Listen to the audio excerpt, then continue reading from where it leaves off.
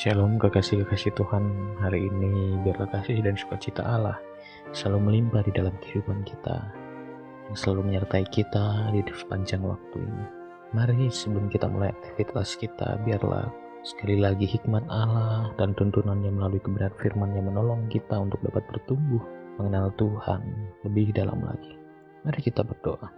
Tuhan Yesus, kuasa-Mu hadir di dalam kehidupan kami, menuntun kami, menolong kami dalam aktivitas kami. Roh Kudus, biarlah Engkau memberikan kami hikmat dalam kami memahami kebenaran firman Tuhan, sehingga kami terus memperoleh kasih setia Tuhan. Berkati kami Tuhan, berikan kami pikiran yang baik, hati yang baik, telinga yang baik untuk dapat menerima kebenaran firman Tuhan di dalam hati kami. Kami bersyukur di dalam nama Tuhan Yesus buat tuntunan yang Kau berikan bagi kami. Haleluya, amin.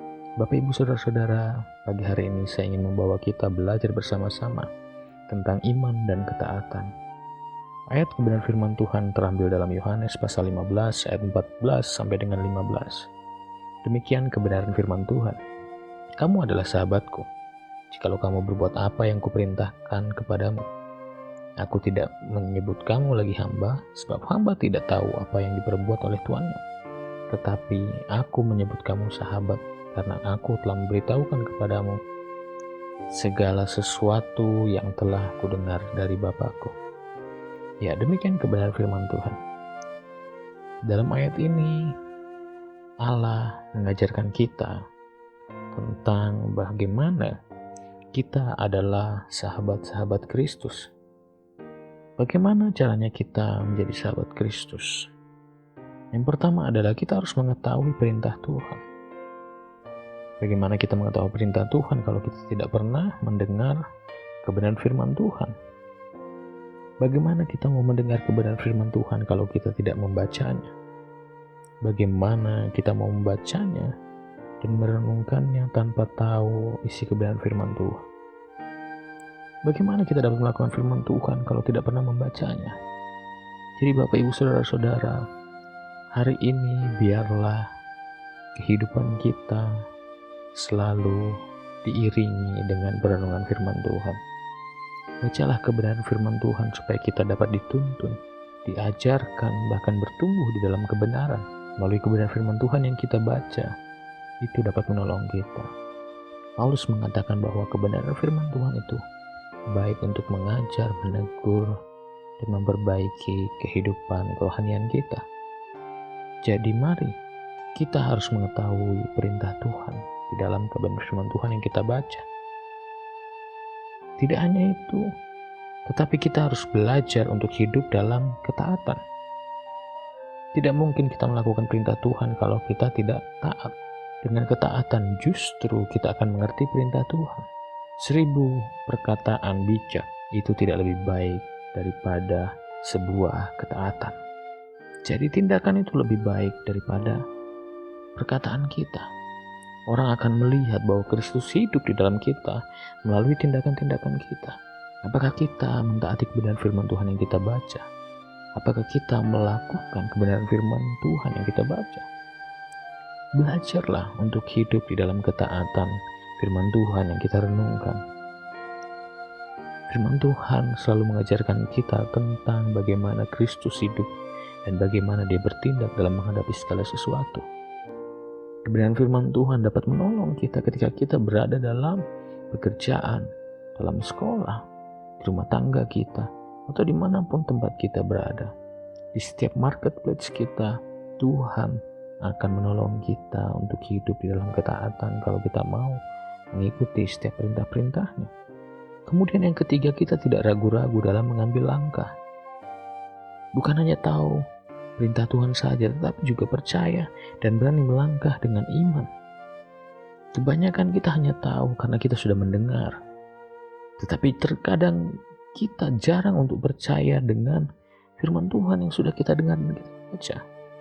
Acap kali cobaan datang, pergumulan datang, menggoyah iman kita dan kita guncang, kita tidak percaya kepada Tuhan. Bahkan iman kita dikerdilkan dengan situasi yang kita hadapi. Apabila kita tidak percaya kepada Tuhan, maka kuasa Tuhan tidak akan terjadi dalam kehidupan kita. Jadi tidak hanya kita belajar dan mengetahui perintah Tuhan dan ketaatannya, tetapi juga kita berani melangkah dengan iman kita. Ketika kita percaya melakukan setiap kebenaran firman Tuhan dengan iman yang teguh kepada Tuhan.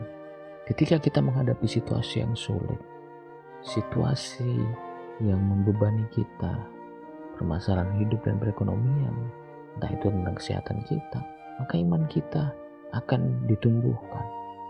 Dan iman kita yang berani melangkah itu akan mendatangkan kuasa yang adikodrati di dalam kehidupan kita. Sesuatu yang luar biasa terjadi ketika kita mau melangkah dengan iman kita. Ketika kita percaya kepada Tuhan dan kita melangkah dengan iman, maka Allah akan menyatakan kebesarannya di dalam kehidupan kita, menuntun kita dengan kuasanya, menyatakan pertolongannya dengan mujizat yang Dia berikan kepada kita. Jadi mari jangan pernah ragu-ragu dalam mengambil langkah iman dalam kehidupan kita. Yang keempat adalah hindari dominasi pikiran kita sendiri. Terkadang banyak kali kita digoncang dengan pikiran kita yang menimbulkan keraguan-raguan. Banyak orang melakukan perintah Tuhan dengan analisa apakah perintah Tuhan masuk akal atau tidak. Apakah yang kita lakukan itu masuk dalam logika kita atau tidak, dan kita tidak mau melakukannya. Kita perlu berjalan dengan pemikiran-pemikiran yang sudah diperbaharui oleh Tuhan. Kadang ada situasi yang mengharuskan kita untuk melakukan hal-hal yang mustahil. Oh, mungkin kita tidak dapat melakukan ini karena ini mustahil. Secara perhitungan ini tidak mungkin. Secara analisa ini tidak mungkin. Tetapi ketika Tuhan ada dalam hidup kita, seharusnya iman kita harus bertumbuh. Dan pikiran kita tidak mendominasi semua tindakan kita.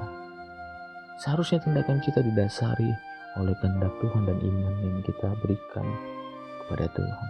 Jadi, mari hindari dominasi pemikiran kita sendiri. Daud adalah orang yang mau melangkah untuk dengan bertanya kepada Tuhan. Dia mau bertanya kepada Tuhan, tidak dikuasai oleh pemikirannya sendiri, dan dia maju berperang.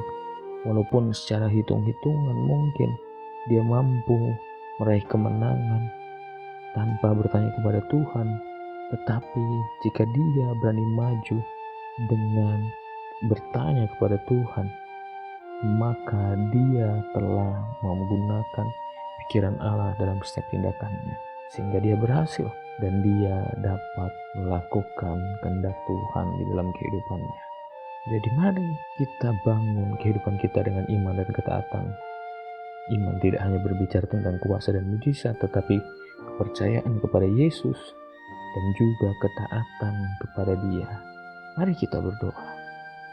Tuhan Yesus, hari ini kami mau belajar untuk percaya kepadamu Tuhan, untuk kami mau mengetahui perintah Tuhan, dan juga kami mau belajar untuk hidup dalam ketaatan. Bahkan Tuhan tidak ragu-ragu dalam mengambil langkah iman dalam hidup kami. Ajar kami untuk berpikir dengan cara-Mu, tidak dengan cara kami sebagai manusia, sehingga kuasa-Mu nyata, kuasa-Mu memberkati kehidupan kami melalui karya-Mu Tuhan. Terpujilah nama-Mu ya Bapa, kami bersyukur untuk hari yang luar biasa ini. Kami menyerahkan kehidupan kami ke dalam tangan Tuhan, di dalam tangan pengasihan Tuhan. Terpujilah nama-Mu, kami bersyukur buat hari yang luar biasa ini ya Bapa, di dalam nama Tuhan Yesus. Amin. Terima kasih, Tuhan Yesus memberkati.